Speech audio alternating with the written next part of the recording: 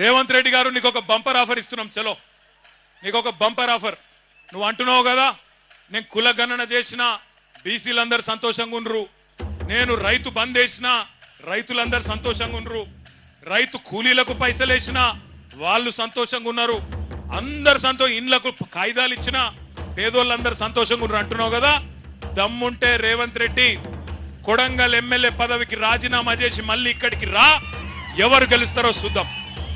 నీకు మాటిస్తున్నాం. మేము ఇంతమంది రాము, నువ్వు భయపడకు. మేము ఇంతమంది రాము ప్రచారంకు.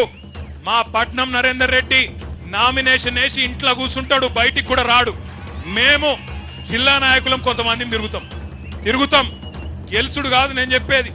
50,000కు ఒక్క ఓటు తక్కువ వచ్చినా నేను రాజకీయ సన్యాసం చేసి మళ్ళా రాజకీయంలో కూడా ఉండా. ఇది వాస్తవం. ఈరోజు కొడంగలే కాదు రాష్ట్రం మొత్తంలో వాస్తవం ముఖ చిత్రం ఇది.